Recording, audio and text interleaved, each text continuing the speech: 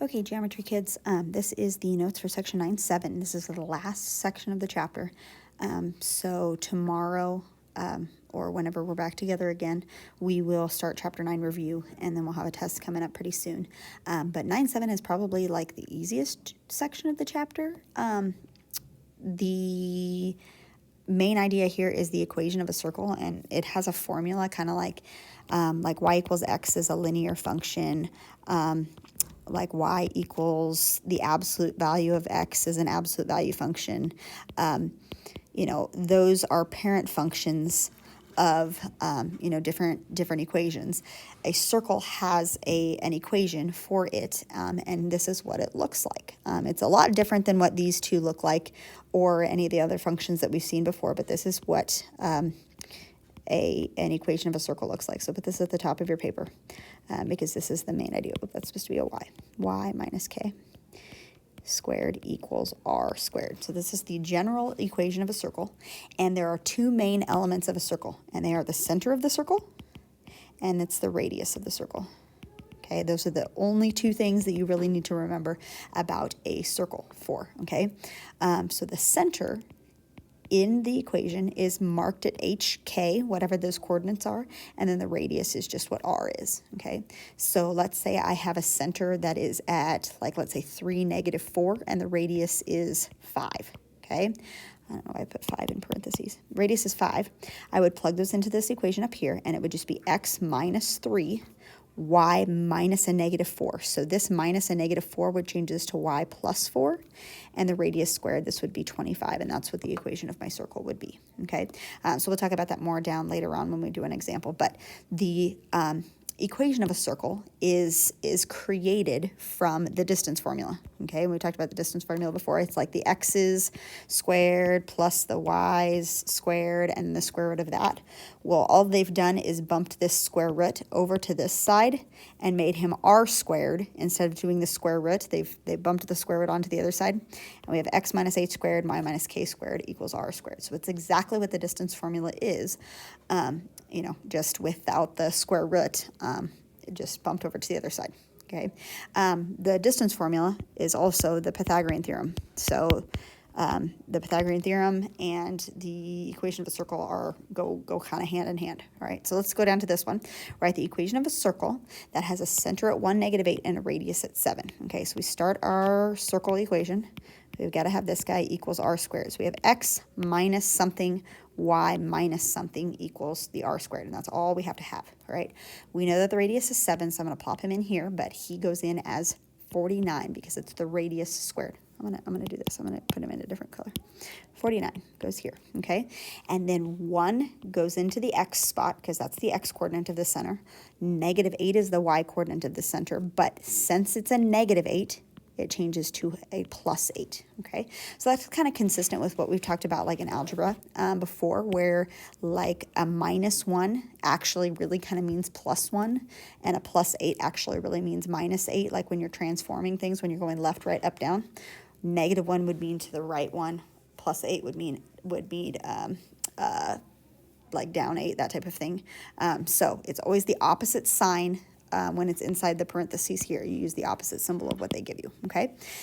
The circle graphed at the right, the two things that we need to know are the center, and we need to know the radius before we can make the equation of him, okay? The center is at 0, 4, and the radius, which is what we don't know. They don't label the radius exactly, but what we can do is we can count from the center to any of the edges. So I can either count straight up, I can count straight to the left, straight down, straight to the right, and each one of those is going to be 3 units in length, okay? So I know my radius is 3, and then I need to make my equation. So x minus h squared plus y minus k squared equals the r squared, okay?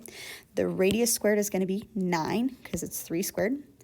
X minus 0 squared, y minus 4 squared, and that's what he will look like. Now, they will, probably in your homework assignment or in your book, do this. X minus h really doesn't do anything. Like x minus 0, since that's a 0 there, x minus 0 is just going to be x. So they might just write it like that and then leave y minus 4 squared equals 9. So if they ever do this to you, just know that this guy has a 0 next to him, okay? Like his center point is at 0, okay?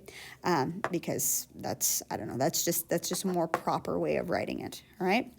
They get a little bit tougher with this next example. Write the center of each equation passing through, or write the equation of the circle. The center is negative 2, 4, and it passes through the point 6, 7. Okay, so let's talk about that.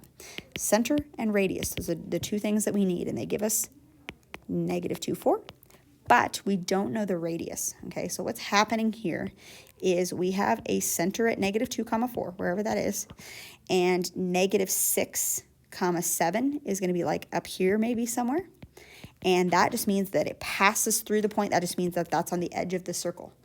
And the reason why they give me that is because this distance from here to here gives me what the radius is. So I really kind of have to do the distance formula to figure out what the radius is even, okay?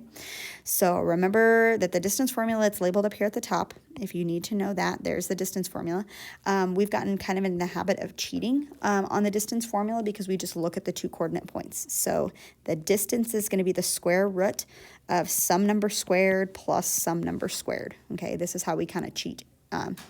We're looking at from negative 2 to negative 6. How far away are those from each other, from negative 2 to negative 6? That's a distance of 4. Now, technically, it's negative 4 from negative 2 to negative 6. You're going back 4, but I just write them as a positive 4 because when you square it, it's going to be positive, okay? Then we look at the y-coordinates. The distance from 4 to 7 is 3, so we have 4 squared plus 3 squared, okay? 4 squared is 16. 3 squared is 9. And we have the square root of that, which is the square root of 25, which is 5. Okay, so the radius is 5, and then we just have to write the equation. I'm running out of room. I'm going to write them over here.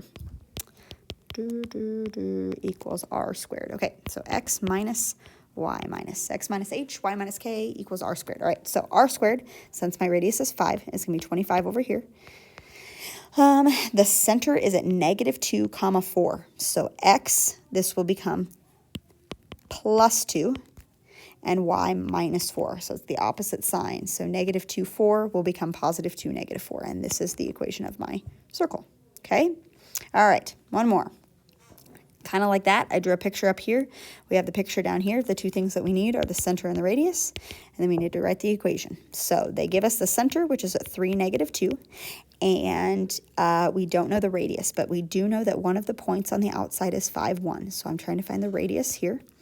And that's a distance formula again. So I do the distance is the square root of the distance of the x's and the distance of the y's. So looking from 3 to 5, that has a distance of 2. And from negative 2 to 1, that has a distance of 3. So we do those two. We've got 4 plus 9, which is the square root of 13. Okay, that's what the radius is going to be. Now, the square root of 13 is like 3 point something, but don't write as a decimal. Okay, because I'm going to show you here in just a second why we don't want to write that as a decimal. So leave it as the square root of 13, and that's what our radius is going to be. Okay, leave it as the square root of 13. All right, we've got to write our formula here. Equals r squared. All right, so x minus y minus my center is at 3, negative 2. So x minus 3, y plus 2. It's the opposite symbol of what it is right here. Okay, and then the last thing that we need is the r squared. And this is the square root of 13. That's the radius, but I need to square him. Okay, now this is why it's important not to write it as a decimal, because if we take the square root of 13 squared, that square root and that square just cancel each other off, and 13 is just the number that goes in this spot. Now, if you would write it as a decimal, you would probably end up rounding it off, and then you would end up getting, after you squared it again, you would get like 12.9 something, whatever maybe, or 13.1 something, okay? It's just easier and less work for you to do and more accurate of an answer if you just leave it as the square root of 13 to start with, okay? Because when you square it, that square root's going to go away, okay? So this is the equation of my circle, and we are done, okay? Let's go to the back side. Now they're giving it to us backwards, and they're saying this is the equation that I have, and they want us to state the center and the radius. Those are those two things that we need, and then graph the circle, okay? So I look at these numbers to tell what the center is, and then the radius is determined by this guy, okay? So let's do the radius first. If this number is 9, we need to take the square root of this number, square root of 9, so my radius is going to be 3. That's not too bad. And then my center, I look at the -4 and I look at the 1, but I flip the signs, right? Because when we put it in there, we do the opposite symbol. So this is going to be a +4, -1, okay? All right, so +4, -1, there's my dot, okay? That's my center of my circle, and then the radius of 3. So from that dot, I'm going to go 3 units in every direction. So I like to go 3 units up, 3 units to the left, 3 units down, 3 units to the right, and then I draw my circle, and I draw it as best as I can. Okay, whatever. Good enough. So that's how that works. All right? Okay. Let's see. A couple more. Tornado sirens are placed strategically on a circle around town so that they can be heard by all. Write an equation of the circle on which they are placed if the coordinates of the sirens are, this point right here is at -8, -8, comma 3. This coordinate right here, B, is at -4, -4, comma 7. And this guy right here is at -4, comma -1. Okay, so I can look at this circle and see that the center of my circle is whatever this dot is, okay? He is at the coordinate -4, comma something. I know it has to be -4 because it's the same x coordinate as those guys, okay? And he is at 3 for a y coordinate because of the -8, 3. So this is the center, -4, comma 3, okay? And then I can look at this and say he's going, my radius is 4, because I go 4 units in each direction to find, yep, the radius is 4. So I just plug them into my formula and be done with it. So x, since it's a -4, it will be +4. Y, since it's a +3, it will be -3, and equals 16, and there is that. Okay? All right, the last one is a little bit trickier, and this one says find the points of intersection between these two things right here. Okay, between those two guys. All right, x squared plus y squared equals 4. Let's talk about his center and his radius. That's an equation of a circle. Look at the 4, and that tells you what the radius is. It's the square root of 4, which is 2. And the center, since I have no little bubbles like x plus 4, y minus 3, there's nothing with that. That means my center is at 0, 0, okay? That's kind of written in that same form that we did on the front side here where we had x squared because it was x minus 0. So that just tells me that the center is at 0, 0, and it's going through, or it has a radius of 2. So if we graph him, center is at 0, 0, radius at 2, and we draw our circle around. There's that, okay? Then we have another equation, which is y equals x. This guy is a linear function, and we are trying to find where they cross each other. So this linear function, y equals x, is kind of like y equals x plus 0. And if I try to graph him, I start at 0, and I would go up 1 over 1, up 1 over 1, up 1 over 1, or down 1, left 1. And I'm trying to find where those two guys intersect each other. Okay, you're going to have 2 places where they intersect, this one here and this one here, and we're going to try to find where those solutions are. All right, so whenever you are trying to find where 2 equations intersect each other, like this guy here and this guy here, you can do either substitution or elimination. Now, I usually like to do elimination. That's my favorite. But since the 2 functions that we have are not the same degree, meaning that one of them is x and y squared and one of them is just x and y, this is where we have to use substitution, okay?